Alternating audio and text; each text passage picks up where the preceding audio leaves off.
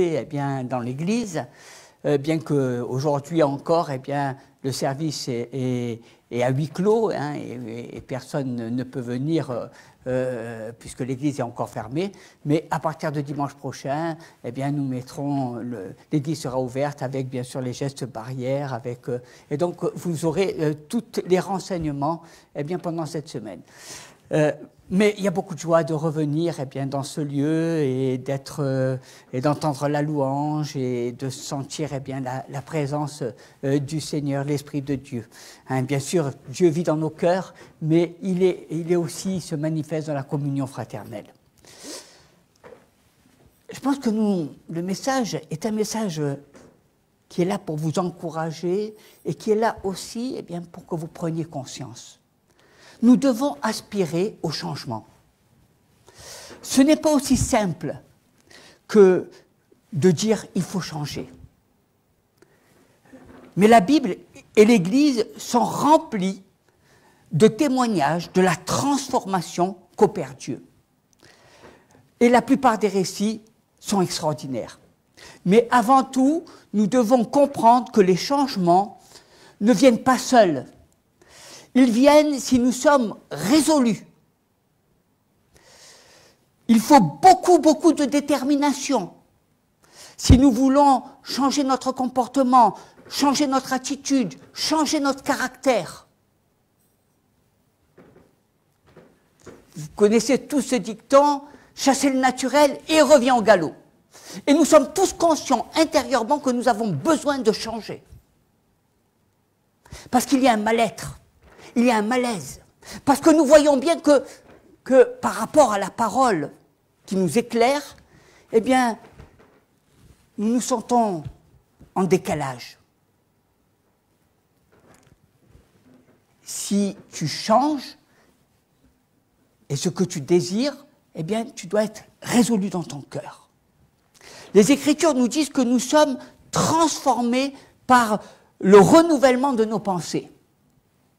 Et dans le livre des Romains, en chapitre 12, verset 2, « Ne vous conformez pas au siècle présent, mais soyez transformés par le renouvellement de l'intelligence, afin que vous discerniez quelle est la volonté de Dieu, ce qui est bon, agréable et parfait. » Hein, c'est ce que Dieu veut que tu fasses. Non pas te conformer, mais te transformer. Il est facile de se conformer. C'est simple. Mais transformer, c'est un mot puissant. C'est un mot, eh bien, qui te travaille dans ton être intérieur. Transformer.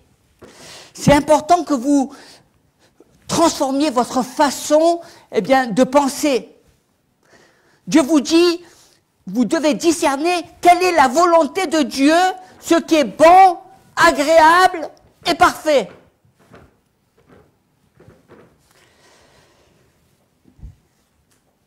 Et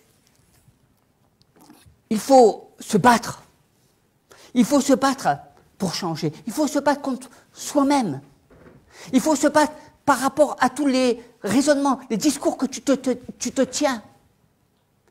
Beaucoup de gens vivent dans la dépression. Beaucoup de gens sont enfermés aujourd'hui par rapport à leurs pensées. Ils se parlent.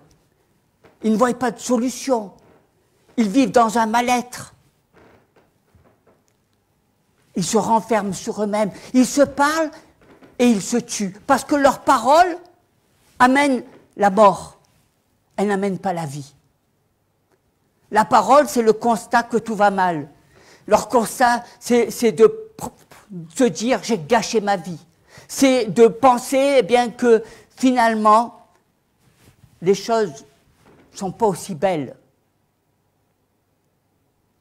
Il n'y a rien de pire que de se parler à soi-même et de s'écouter. La Bible nous invite à vivre la transformation. J'écouterai ce que dit Dieu. Ce n'est pas simplement dans les chants, ce n'est pas dans la louange, mais c'est dans votre vie, dans la transformation, dans vos attitudes, dans le renouvellement de vos pensées. Ce qui ne va pas, c'est ce qui se passe là-dedans. Et c'est ça qui a besoin d'être transformé. Avoir de bonnes perspectives. Voir les choses clairement. Ne soyez pas aveugles. La Bible nous dit, dans la deuxième épître aux Corinthiens, mais lorsque les cœurs se convertissent au Seigneur, le voile est ôté. Or, le Seigneur, c'est l'Esprit. Et là où est l'Esprit du Seigneur, là est la liberté. Nous tous qui le visage découvert, contemplant comme dans un miroir la gloire du Seigneur, nous sommes transformés en la même image de gloire en gloire, comme par le Seigneur, l'Esprit.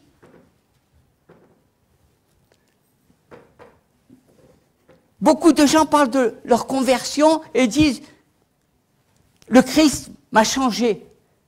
Mais je voudrais vous dire, qu'en est-il aujourd'hui?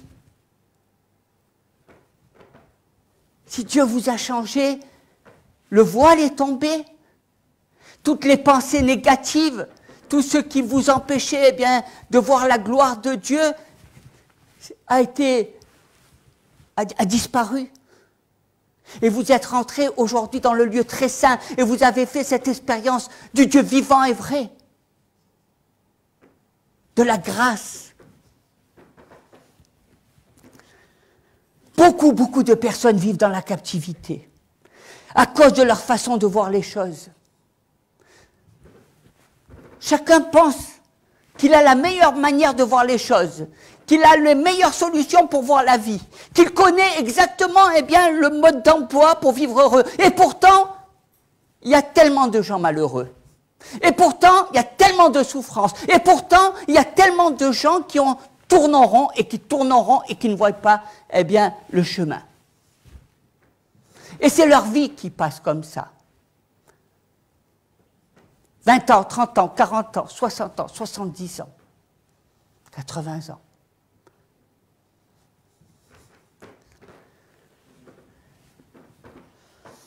Transformé. Hein? Pourquoi?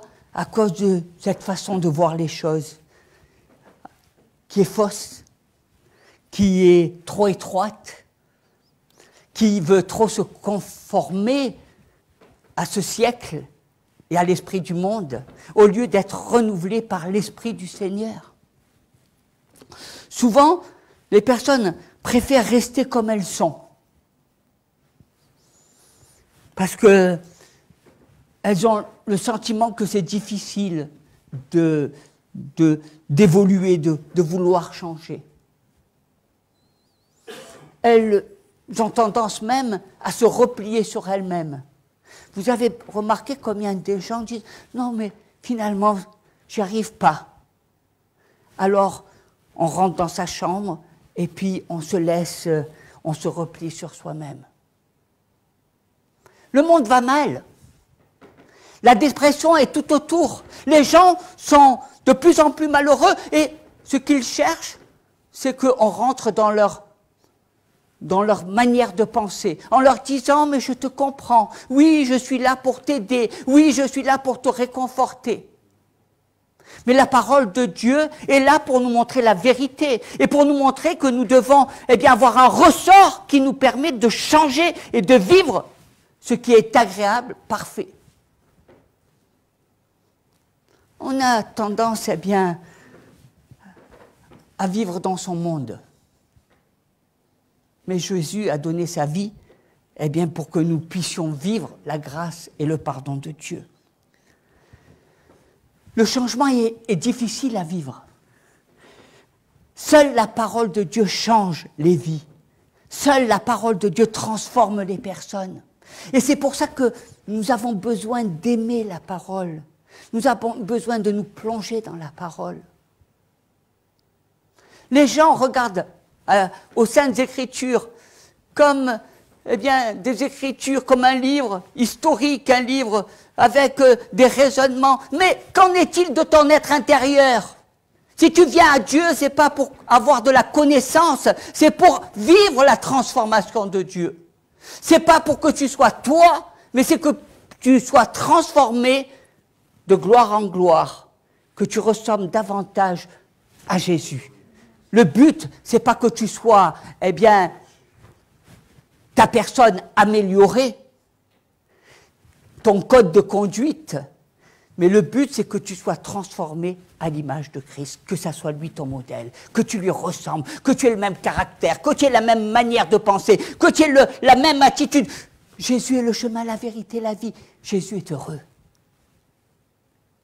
Il ne connaît pas la mort. Il ne connaît pas parce qu'il nous a tout donné, parce qu'il est ressuscité, parce qu'il a vaincu, parce qu'il a triomphé. Hein? Faites de Jésus les fondements de votre vie et vous verrez que vous irez de l'avant. Je vois beaucoup de chrétiens qui sont là tout le temps en train de ramer dans leur vie en sens inverse. Je prie, ça ira mieux.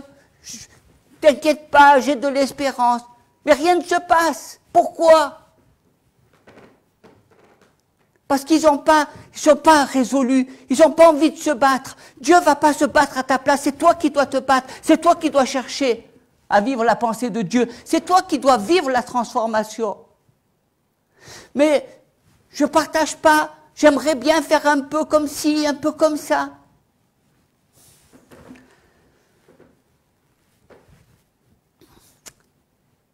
Il y a une histoire qui est formidable et qui nous montre finalement, eh bien, ce combat que nous avons chacun à passer. Et c'est l'histoire de Jonas. Jonas, vous savez, ça illustre eh bien la détermination que demande le changement. Il a dû traverser des situations terribles avant de changer et d'entrer dans l'appel de Dieu, dans ce que Dieu avait prévu pour lui. Jonas, c'est toi, c'est moi.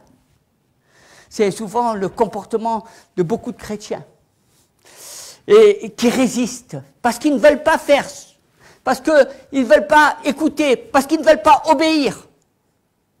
Vous savez, on n'est pas forcément, eh bien, l'obéissance vaut mieux que tous les sacrifices, mais malgré ces versets, malgré que nous connaissons la parole du Seigneur, eh bien, l'obéissance est quelque chose de difficile.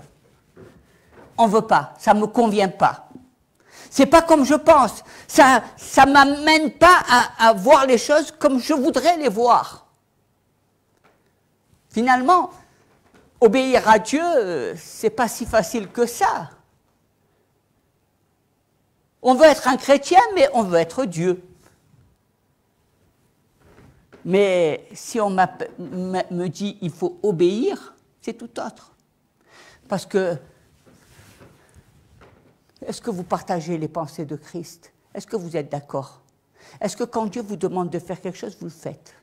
Est-ce que vous vous sentez pas quelquefois obligé? Est-ce que, bien souvent, vous reconnaissez, vous venez devant et vous demandez pardon parce que vous n'avez pas écouté, vous n'avez pas obéi à la parole de Dieu, parce que vous avez voulu faire qu'à votre tête? Jonas, eh bien, au chapitre 1er, verset 12, la parole de l'Éternel fut adressée à Jonas, fils d'Amittai, en ces mots: lève-toi, va à Ninive, la grande ville, et crie contre elle, car sa méchanceté est montée jusqu'à moi. Dieu a donné une mission à Jonas. Il a dit d'aller à Ninive et de crier contre elle. Nous ne pouvons pas, eh bien, empêcher Dieu de nous parler, mais nous pouvons refuser son appel. Et Dieu nous laisse le libre arbitre et ne nous oblige jamais à agir contre notre volonté. C'est ça la difficulté. Je vois beaucoup de gens qui me disent « je veux faire la volonté du Seigneur ». Mais je vois beaucoup de gens qui ne font pas la volonté du Seigneur. Pourquoi? Parce que Jonas, eh bien, la demande de Dieu ne correspondait pas à ses aspirations. Parce que si Dieu vous parle et qu'il vous dit, eh bien, de dire à ce monde qu'il est dans le péché, vous le savez, vous êtes d'accord avec Dieu, mais est-ce que vous allez leur dire qu'ils sont dans le péché?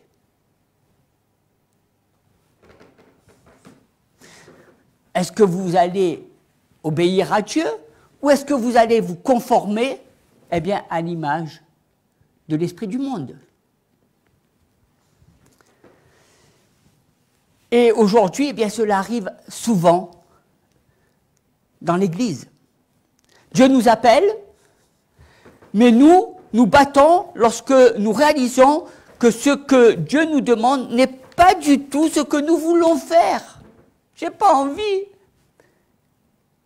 Je veux pas. Je suis très bien. Les gens vivent de la même manière que moi. Moi, je suis, eh bien, une personne plus parce que j'ai Jésus dans mon cœur. Mais je veux vivre comme les gens. Je ne veux pas vivre différemment des autres. Je veux être un chrétien plus.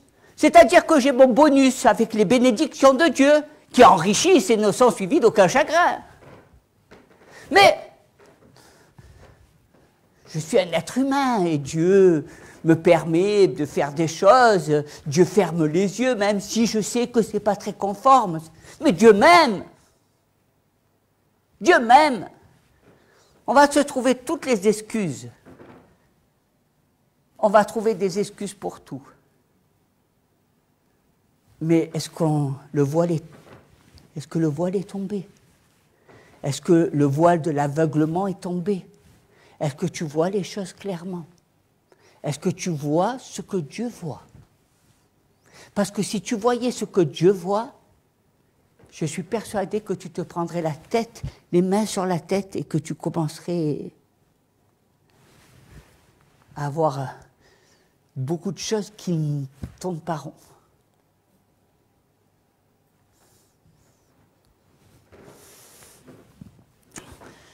Et donc, ça ne correspondait pas. Ce que Dieu nous demande n'est pas du tout ce que nous voulons faire. Mais on le sait. Vous savez, on le sait que Dieu a raison. On sait que le monde va dans sa perdition. On sait que le péché, eh bien, règne. On sait toutes ces choses. On voit Ninive. On habite dans Ninive. On sait tout ça. Mais on n'a pas envie, eh bien, de changer. On n'a pas envie de dire aux gens, on n'a pas envie de vivre ces choses-là. On n'est pas résolu. On aime les compromis. On pense qu'il faut ménager le chou et la chèvre.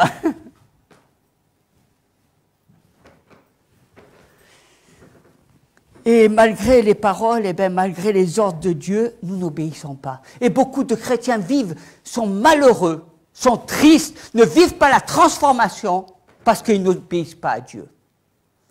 Dieu est simplement une image taillée, une idole qu'ils se sont fabriquées. Mais ils ne vivent pas la vie de Dieu. Ils ne vivent pas, eh bien, la croix, ce que Jésus est venu accomplir. La véritable transformation, la nouvelle naissance. Ils ne la vivent pas. Et face à l'ordre de Dieu, eh bien Jonas désobéit. Moi, aller à Ninive, je peux pas faire cela. C'est trop dangereux. Je risque ma vie. À quoi ça sert? Pourquoi je vais jouer le rôle du méchant? Pourquoi je vais dire ça? J'ai pas envie. Et vous savez ce qu'on fait? Eh bien, la plupart du temps, quand on se dit « ça va pas, je suis pas bien dans ma vie, je suis pas… » Eh bien, on s'éloigne de Dieu. On se dit peut-être que loin, eh bien, Dieu ne me verra pas. Il me laissera tranquille. Comme si il y avait des zones où il y avait eh bien, des endroits où Dieu te voit, et il y a des zones où Dieu eh bien, ne te voit pas. Laisse-moi vivre ma vie comme je veux.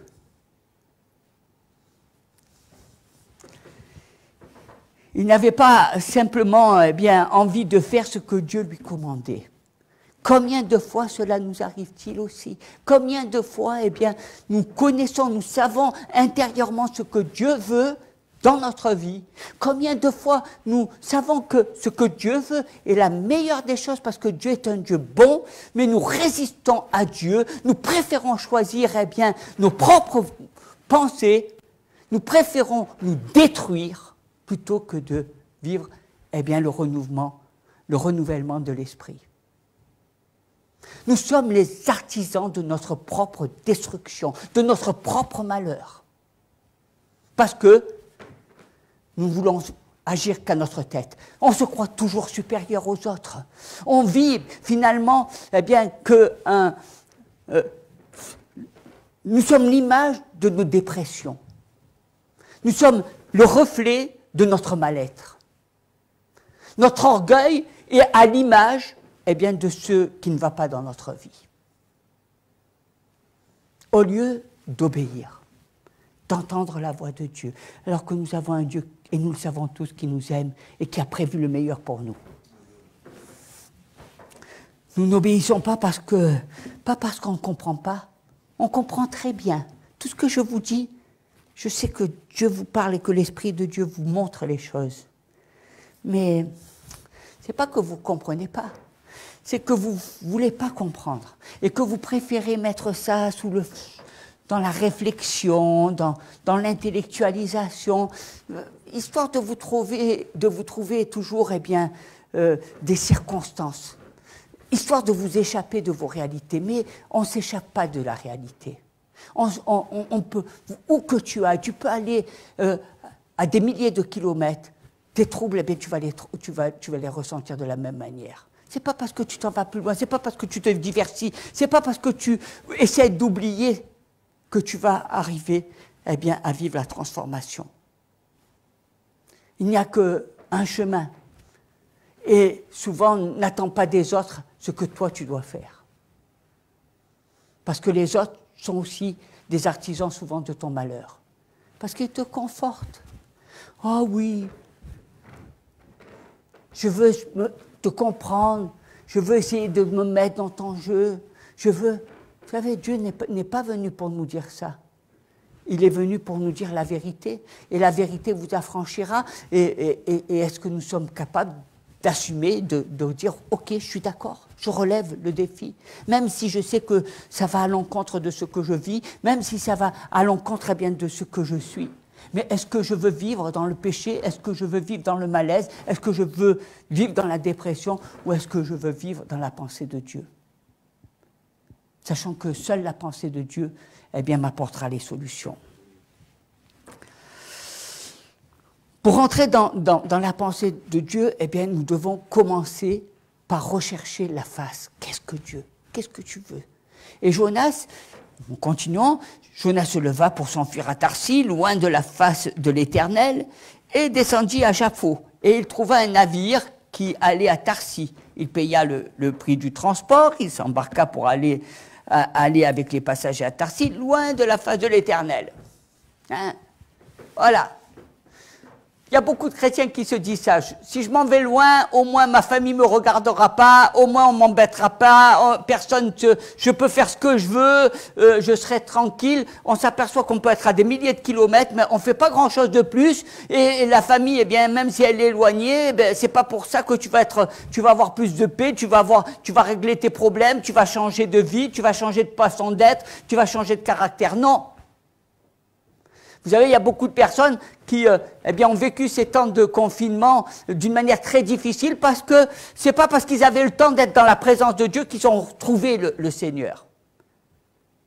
Mais comme ils étaient tellement en bataille avec leurs propres pensées, leur propre vie, leur propre caractère, leur propre manière de voir les choses, qu'ils n'ont plus cherché à voir ce que Dieu voulait, ils se sont livrés à leur propre bataille. Et quand tu te livres à ta propre bataille, tu vas dans la condamnation et dans la mort.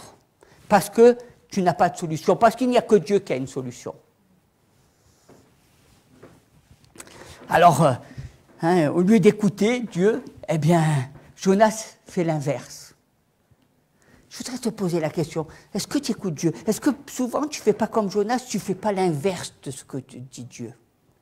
L'inverse. L'opposé. Dieu te montre une chose et tu vas à l'opposé. Et tu vas te dire, mais je suis mon destin. Même si ton destin t'amène à la mort, ben tu vas suivre ton destin. Tu vas suivre tes pensées. Tu vas suivre ta raison. Même ta raison chrétienne.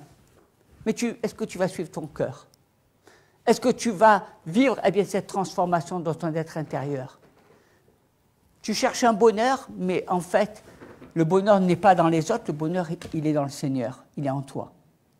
Mais comme tu es tellement aveugle, tu ne peux pas voir le bonheur. Il savait que Dieu voulait pour lui, hein, qu'il avait décidé de... Mais il avait décidé de ne pas le faire. Il savait. Vous savez, souvent, Dieu nous montre, on sait dans ce qu'on doit faire, mais on ne veut pas. C'est pas agréable, ça ne me plaît pas, je ne suis pas bien là-dedans. Finalement, on recherche ce qu'on veut. On ne recherche pas à obéir à Dieu, on recherche ce qui nous plaît. Et ce qui nous plaît, eh bien, ça ne plaît pas forcément au Seigneur. Il y a beaucoup de gens, d'ailleurs, qui vont te dire, tu sais, être chrétien, j'ai l'impression que c'est triste, que je ne suis pas heureux, que, tu vois, les gens du monde, ils peuvent boire, ils peuvent s'amuser, ils peuvent danser, ils peuvent se sauter les uns les autres, ils peuvent faire tellement de choses, fumer, ils peuvent faire tellement de choses. Ça, c'est la vie. Mais un chrétien, c'est ennuyeux. Ils n'ont rien compris. Et quand ils vont dans le monde, eh bien, ils se perdent. Et quand ils sont entre chrétiens, ils se perdent encore parce qu'ils sont captifs de leur chrétienté. Alors que Dieu, eh bien, est le Dieu de la joie, de l'amour. Combien de fois, eh bien, nous avons négligé ce que Dieu disait, ce que Dieu nous demandait? Et combien de fois nous fuyons nos responsabilités plutôt que d'assumer? Les gens, on dirait qu'ils ont l'éternité, alors ils se disent, j'ai pas envie je fuis. Il y a des personnes qui vont de fuite en fuite. Ils sont là, ils fuient leurs responsabilités. Ils ont des choses qui sont soit dans le passé, soit des choses qui les ont meurtries, soit des blocages, mais non, je vais pas. Mais quand tu viens à Jésus, c'est là que tu dois affronter toutes tes difficultés. C'est là, eh bien, où tu dois te libérer de tout ce qui te tient captif pour que tu vives la liberté de Christ. On fuit la réalité, on fuit. On cherche simplement à se masquer, à se voiler la face. On ne parle pas, on oublie.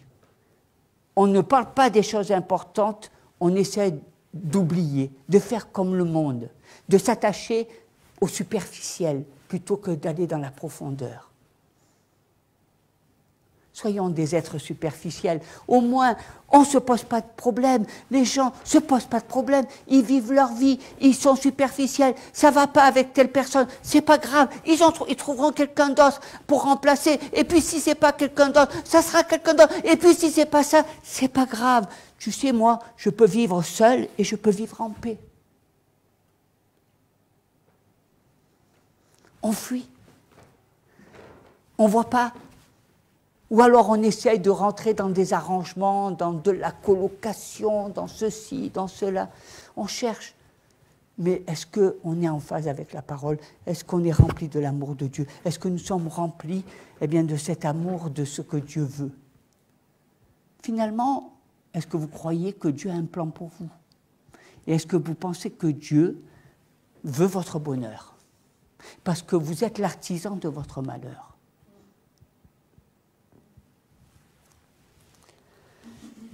Et la désobéissance a toujours des conséquences. À partir du moment où nous refusons d'accomplir la volonté de Dieu, nous sortons de la protection divine. On commence. Et ça, c'est ce qui s'est passé pour Jonas. Sa fuite ne le mène pas au repos. Finalement, on aurait pu dire, eh bien, il a fui, il est tranquille, il est en paix, bon, ben, c'est bien pour lui. Non. Il y a eu des temps peut-être un peu de repos, tranquille, il était content. De ne pas faire ce que Dieu lui demandait, mais à un moment donné, il y a une tempête qui s'est abattue. Il y a toujours l'effet boomerang. Des fois, tu crois que ça va. Vous savez, c'est incroyable ce que l'expérience me montre, c'est souvent des gens qui n'ont pas réglé leurs problèmes, ben, il y a un effet boomerang, il y a une tempête. À 50 ans, on dirait que la terre s'est tombée sur eux et ils rentrent dans une dépression. Et tout ce qui était dans leur jeunesse, eh bien, ressort avec un exponentiel encore plus grand. Tout ce qu'ils n'ont pas soigné, tout ce qui n'est pas guéri dans leur être intérieur, eh bien, apparaît encore plus fort. Pourtant, beaucoup d'entre eux ont connu le Seigneur Jésus. Mais malgré cela, bien, c'était la fuite. Et il y a beaucoup de gens qui sont captifs, parce que finalement, ils vivent, eh bien, ils cherchent des solutions, ils cherchent la solution dans l'homme, alors que la solution, elle est dans Dieu. On cherche une bouée de secours, une bouée de sauvetage, quelqu'un qui viendra m'aider, me secourir. Mais le Sauveur du monde, il a un nom, c'est Jésus. Et il n'y a personne d'autre qui peut faire ce que Jésus peut faire. Ne cherche pas un sauveur, cherche le Sauveur. Hein, le Sauveur. Et c'est un paradoxe, parce que lorsque Dieu nous demande quelque chose, c'est un paradoxe. Parce que, imaginez, vous connaissez Dieu, lorsqu'il vous demande quelque chose, ce n'est pas pour vous punir. Est-ce que vous avez vu Dieu qui vous punit? Est-ce que vous avez vu Dieu qui vous dit tu vas faire ça? Non, c'est parce qu'il veut quelque chose de bon. Il veut le meilleur. Dieu nous demande des choses qu'on n'aime pas faire, qu'on ne veut pas faire, mais parce que lui sait que si on fait ça, ça sera la meilleure chose pour nous, mais nous, on est tellement têtus, obstinés, aveugles, qu'on ne veut pas faire ce que Dieu nous demande. Non, on va toujours trouver des... Non, mais c'est pas grave. On va toujours... Même par rapport à cette pandémie, il y en a qui vont dire, ben, vous savez, il y a cette pandémie, ça doit amener des gens à réfléchir.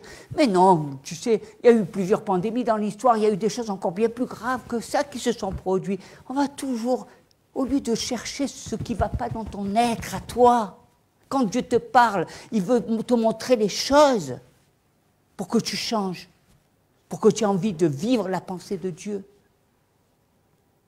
Encore là, une fuite. Au lieu de voir les choses. Dieu est bon. Tu crois que Dieu va t'envoyer? Il ne va pas t'envoyer à la mort, il t'envoie à la vie. Il connaît ce qui est bon pour toi. Mais toi, tu ne veux pas. Tu veux, finalement, tu dis que tu aimes Dieu, mais c'est toi qui veux être ton propre Dieu. Est-ce que tu aimes Dieu pour ce qu'il est, ce qu'il t'apporte, ou est-ce que tu veux lui ressembler et faire ce que Dieu veut? Et là, bien, je vous dis, c'est un paradoxal, un paradoxe des paradoxes, parce que Dieu veut notre meilleur et nous, on veut faire toujours à notre tête. Et l'Éternel fit venir un grand poisson et il engloutit Jonas. Hein? Quelle situation difficile pour lui. Sa vie est brisée et son avenir semble bien sombre. Tous ses rêves, tous ses projets d'avenir prennent fin. C'est fini. Et tout ça pour ne pas avoir fait confiance à Dieu. Et là, le désespoir est entré dans la vie de Jonas. Je prie, mes bien-aimés, je prie pour qu'un gros poisson vienne vous engloutir. Je prie pour que tu sois dans la bouche, eh bien, de ce gros poisson. Parce que ça fait prendre conscience à Jonas, eh bien, qu'il avait besoin de revenir à Dieu. Il avait besoin de sortir là. Quand il a vu le gros poisson l'engloutir, il a pris conscience que finalement, les choses, il a voulu faire les choses à sa manière, et finalement, il n'y a rien qui a fonctionné. C'est pire. Il a fallu le gros poisson, que tout s'effondre pour que là, il prenne conscience qu'il puisse renaître. Il a fallu qu'il meure à lui-même, qu'il meure à la chair, qu'il meure à tout ce qu'il représentait, eh bien ce qu'il avait envie, pour pouvoir naître à la pensée de Dieu.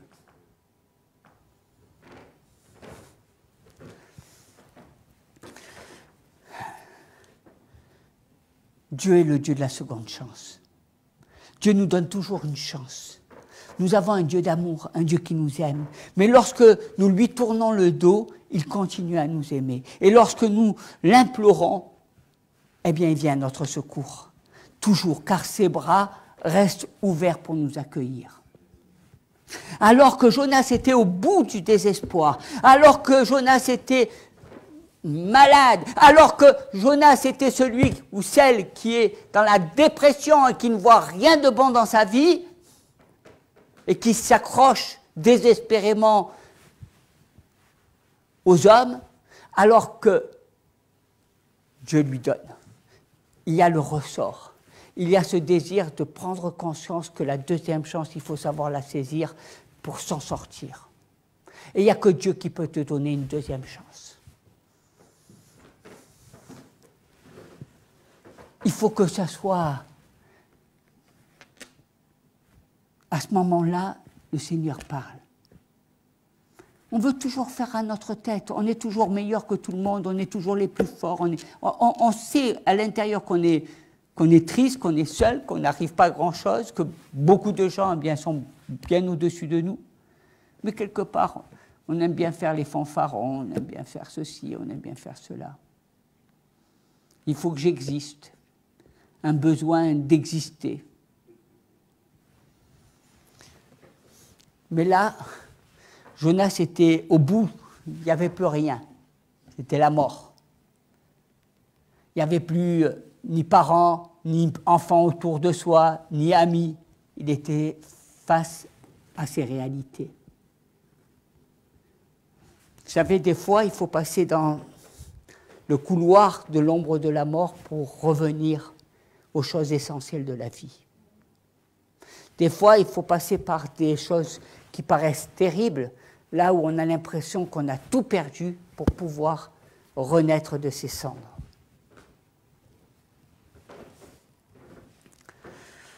Et là, il se met à prier, il dit quelque chose comme ça, Seigneur, plutôt que de mourir, j'accomplirai ce que tu m'as demandé. Je vais faire ce que tu me demandes, je vais aller à Ninive.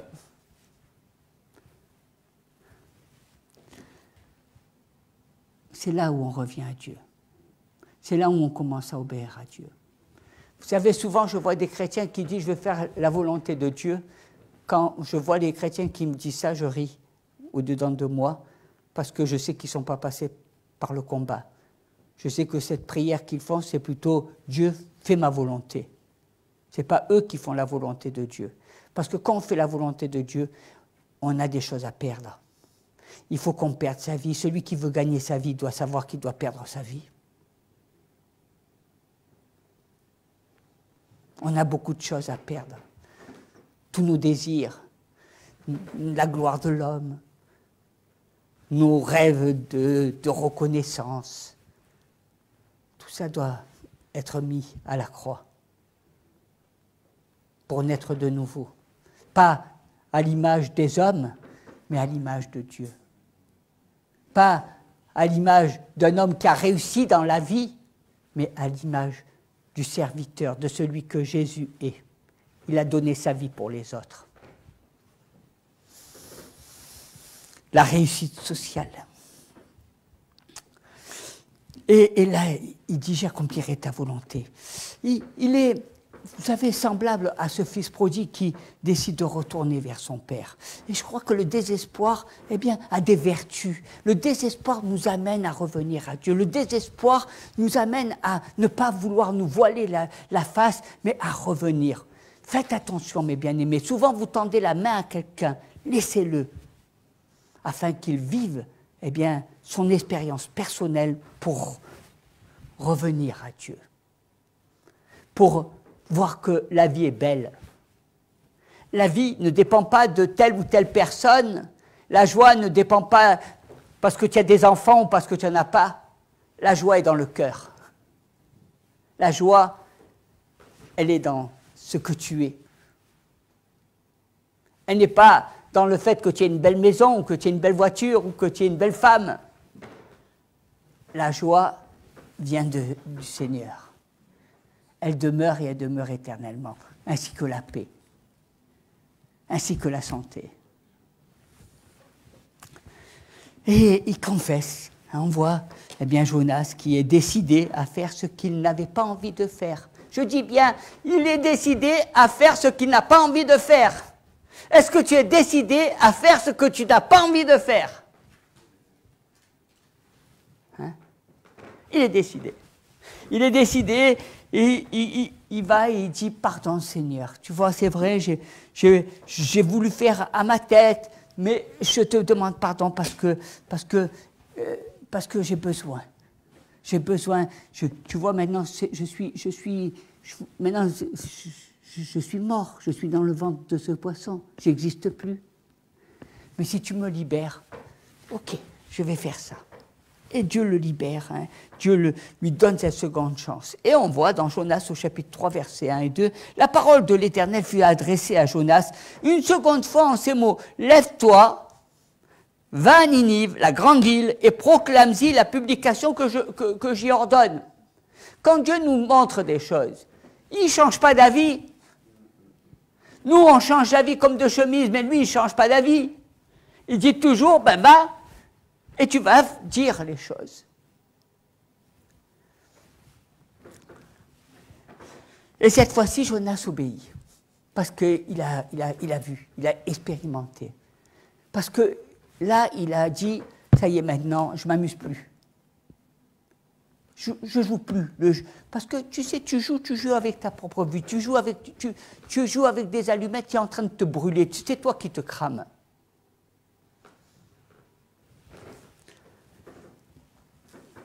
À un moment donné, il faut savoir ne plus jouer. À un moment donné, il faut savoir obéir. À un moment donné, il faut savoir, eh bien, ce qui est important. On se crée même dans les églises tellement de choses qui sont surfaites, on vit avec des pensées, on vit avec des raisonnements, au lieu de regarder simplement à Dieu et d'écouter Dieu et d'obéir à Dieu. Mais ça ne me plaît pas, je vais aller voir tel gens, je vais parler avec, ça ne me plaît pas, ça ne me convient pas, moi j'ai mon église, etc. Obéissons à Dieu. Qu'est-ce que nous dit la parole? On le sait très bien ce qu'elle nous dit la parole, mais est-ce que nous la mettons en pratique? Est-ce que Dieu nous parle, mais est-ce que nous faisons ce que dit Dieu? Nous sommes comme Jonas. Et alors, on mélange les sacs, parce que quand il y a ceux qui ne veulent pas, qui s'opposent, et il y a ceux qui sont là et qui disent tout est beau, tout est merveilleux, alléluia, gloire à Dieu, les choux avec les chèvres avec les moutons. On a l'impression que chacun trouve sa voie, mais est-ce que vous avez trouvé Dieu? Ce n'est pas votre voie, c'est chercher la face de Dieu. Dieu n'est pas le Dieu du compromis. Dieu, il ne fait pas les choses. Et souvent, on cherche. Dieu est un Dieu éternel. Les sentiments qu'il a mis, ils sont éternels. L'amour, la paix. Tu n'adoreras pas d'autre Dieu. Il n'y aura pas d'autre idole.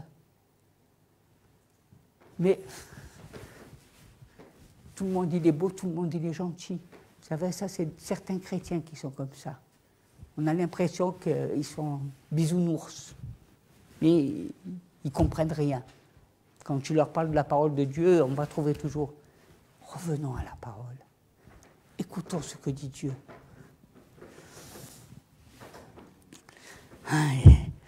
Et lorsque tu accomplis eh bien, la volonté de Dieu, des choses merveilleuses se passent. Quand tu fais ce que dit Dieu, les choses s'installent. Parce que tu obéis à Dieu. Et là, eh bien, le Seigneur agit. Même si au départ, eh bien, ce qui te demande semble à l'opposé de ce que tu désires, sa volonté est bonne pour toi. Alors, ne laisse pas, eh bien, tes désirs t'aveugler, ni tes doutes t'éloigner, mais marche sur le chemin de Dieu, dans le chemin de la vérité. Hein? En plus, tant que nous n'accomplissons pas la volonté de Dieu, eh bien, nous ne rentrons pas dans notre destinée. Beaucoup de chrétiens perdent leur vie parce qu'ils ne veulent pas rentrer dans leur appel, dans ce que Dieu a prévu pour eux. Et Dieu ne te forcera jamais la main, il ne t'obligera pas. Et toutes les excuses que tu pourras chercher, eh bien, t'éloigneront de ce que Dieu avait prévu de bon pour toi. Et vous savez, quand vous décidez d'obéir, eh bien, vous voyez la grâce de Dieu, l'amour de Dieu. Mais je vais vous dire une chose. On est terrible, et Jonas, il est terrible. Même Élie était terrible, il avait vu la gloire de Dieu. Et puis à un moment donné, il a eu peur. Il voulait mourir. Parce qu'il disait, mais il avait vu la gloire du Seigneur se manifester dans sa vie. Il voulait mourir. Je suis seul. Les statues, Jézabel cherche à me faire mourir. Il n'y a personne avec moi. À quoi ça sert tout ce que j'ai fait?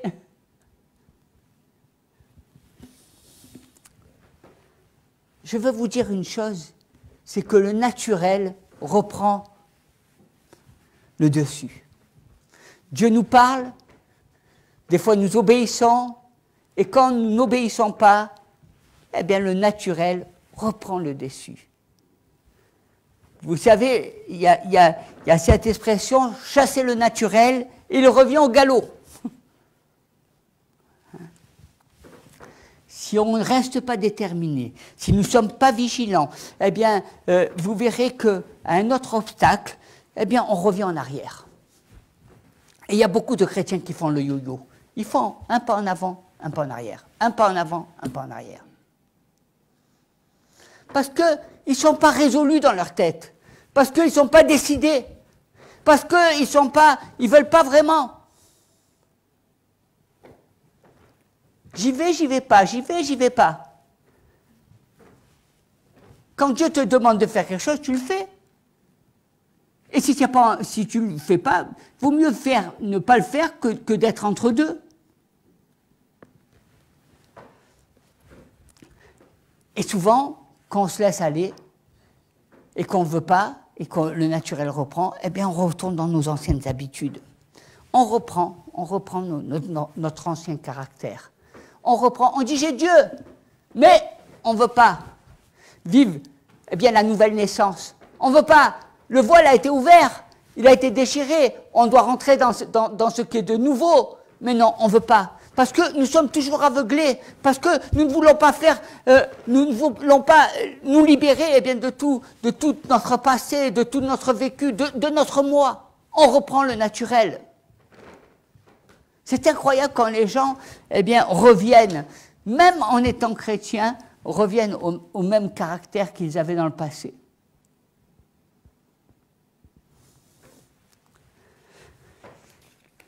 Et ça montre que le changement n'est pas aussi facile que nous le pensons. Après avoir obéi à Dieu et permis à Ninive eh bien, d'être sauvé de la destruction, Jonas recommence à penser comme avant. Regardez dans le chapitre 4 du livre de Jonas. Cela déplut fort à Jonas et il fut irrité. Il implora l'Éternel et dit « Ah, Éternel, n'est-ce pas ce que je disais quand j'étais encore dans mon pays? C'est ce que je voulais prévenir en fuyant à Tarsis. Car je savais que tu es un Dieu compatissant et miséricordieux, lent à la colère et riche en bonté et qui te repent du mal. » On voit que Jonas, eh bien, il écoute Dieu, mais il va dire, mais tu vois, l'ego, le moi qui ressort. Je t'avais dit, tu sais, c'est pas que je t'ai pas écouté parce que j'avais peur, je t'ai pas écouté parce que tu as vu, regarde cette ville, je suis sûr qu'ils vont pas se repentir, je suis sûr qu'ils resteront dans la méchanceté. Je t'avais dit, pourquoi tu m'envoies voir les méchants, pourquoi tu m'envoies faire ceci? Il a retourné la situation, alors qu'il avait demandé pardon à Dieu. Là, il dit, mais je sais, Dieu, comme si que Dieu ne voyait pas les choses, qu'il ne savait pas ce qui se passait, comme si que Dieu n'était pas au courant. Je t'avais bien dit, Dieu. Mais l'Éternel a repris Jonas en lui disant, fais-tu bien de t'irriter?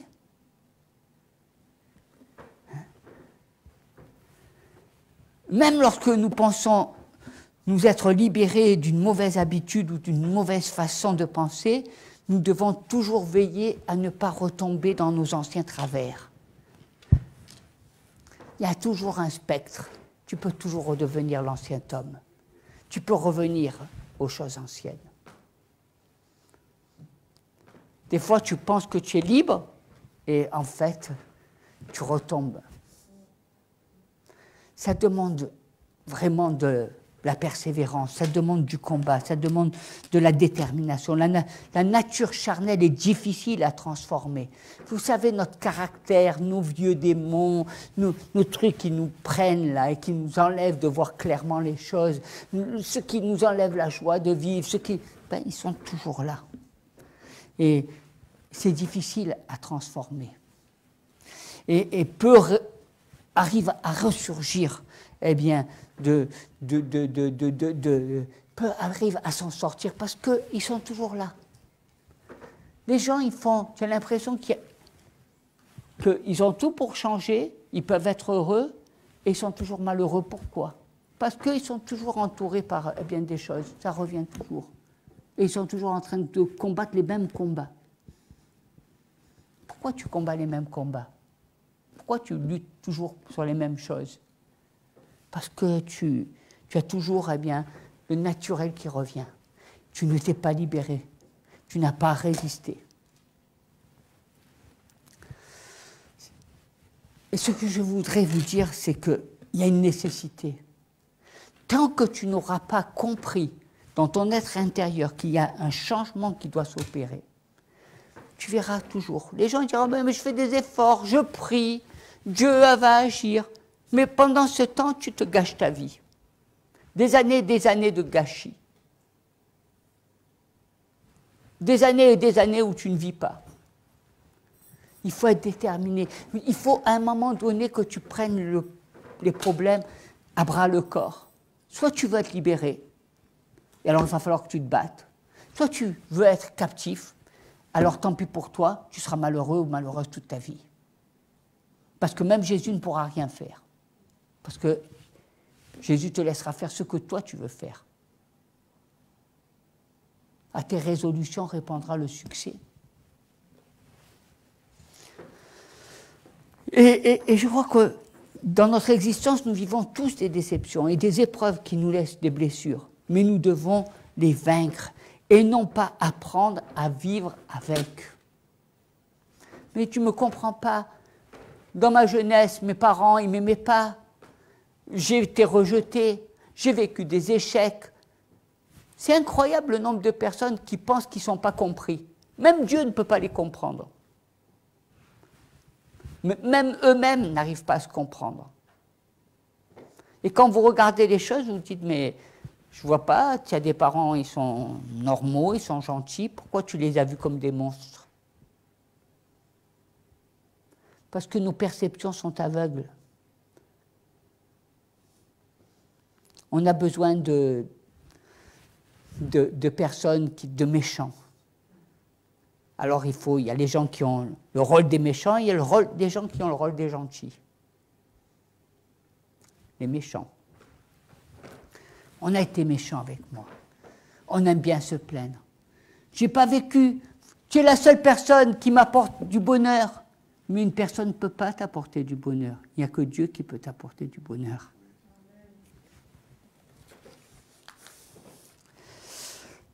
Le poids du péché empêche de progresser. Et une personne qui veut réellement grandir spirituellement doit être libre dans son esprit. Cette liberté spirituelle nécessite une transformation des pensées, une transformation qui ne peut pas se produire si nous nous contentons d'attendre que Dieu fasse le travail. Il faut être déterminé. Parce que tant que tu n'es pas déterminé à changer, tant que tu vas toujours... Nous, on attend Dieu, je me prie, Seigneur, change. Non, je prie pour que tu changes le caractère de mes parents. Je prie pour que tu...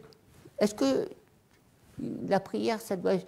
Je prie pour toi, que Dieu change ton caractère. Pas celui de tes parents, mais ton caractère. Qu'il ne te fasse pas voir ce que tes yeux te font voir. Qu'il ne te fasse pas penser ce que tes pensées te disent. Parce que le principal ennemi, ce n'est pas tes parents, ce n'est pas telle personne, c'est toi.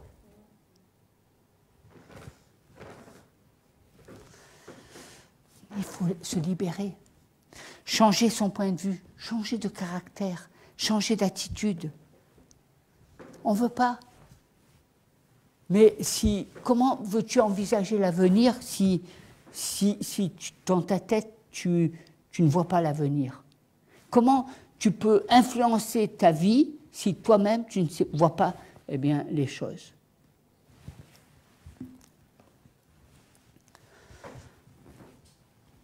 Et si vous regardez qu'aux déceptions, alors vous allez vivre comme un vaincu.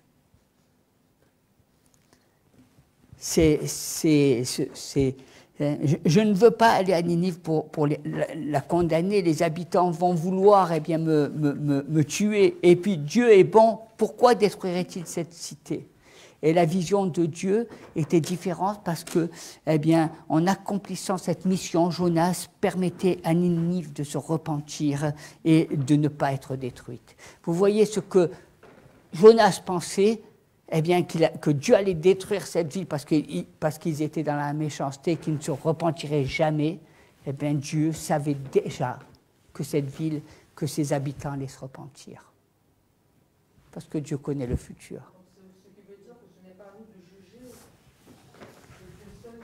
Amen. Allez, on va s'incliner dans la prière. Que ces temps vous permettent de regarder dans votre vie. Bien sûr que l'Église, c'est la maison de Dieu, mais vous êtes ce temple de Dieu et vous êtes cette personne qui soit avait la capacité de vivre la pensée de Dieu, de vivre pleinement la vie de Dieu, soit vous avez, vous vous autodétruisez. Et bien souvent, la destruction, elle est plus dans notre être intérieur parce qu'on ne veut pas changer, parce qu'on ne veut pas. Dieu ne nous oblige pas, Dieu ne nous demande pas de faire des choses. Dieu ne... Il y a des fois des choses, il a envoyé Jonas faire quelque chose qu'il ne voulait pas, mais Dieu est bon. Dieu sait qu'il nous aime, et nous savons que Dieu nous aime et qu'il a un plan pour nous. Recherchez toujours la pensée de Dieu. Libérez-vous de toutes ces choses qui vous empêchent, qui cherchent simplement à vous avilir. Libérez-vous pour entrer dans la destinée que Dieu a pour vous. Et là, vous rencontrerez l'amour, vous rencontrerez la paix, vous rencontrerez la joie. Et cette joie demeurera éternellement en vous. Parce que vous marcherez à la ressemblance de Jésus. Parce que vous ne ferez pas de compromis. Parce que vous ne serez pas là en train de vivre avec votre intellect. Alléluia, Seigneur. Merci, Seigneur. Je demande, Seigneur, de toucher ces personnes qui ont écouté ce message. Et que, Seigneur, ils puissent vivre cette libération. Qu'ils puissent rentrer dans cette destinée. Tu as un plan parfait pour tes enfants. Tu as donné ta vie afin que nous connaissions le meilleur. Seigneur, c'est vrai que bien souvent, nous voulons faire qu'à notre tête. Bien souvent, nos malaises nous envahissent et notre caractère ne change pas. Seigneur, donne-nous de vivre cette transformation par l'Esprit. Donne-nous, Seigneur, d'être renouvelés. Donne-nous, Seigneur, d'être résolus afin de marcher dans tes voies, de ne pas toujours laisser les choses du passé revenir à la surface. Seigneur, qu'il y ait un travail intérieur, que ce travail, Seigneur, que tu poses ta main dans notre vie, dans notre intérieur, afin qu'il y ait un renouvellement, afin que le voile qui nous aveugle tombe et que nous puissions voir les choses d'une manière distincte. Seigneur, tu ne changes pas, tu es toujours le même, hier, aujourd'hui et éternellement. Tu es le Dieu du cœur, tu n'es pas le Dieu de la raison. Seigneur, que nos cœurs soient libres et que nos cœurs soient remplis de l'amour, de la paix et de la joie, au nom de Jésus. Amen. Amen. Soyez bénis.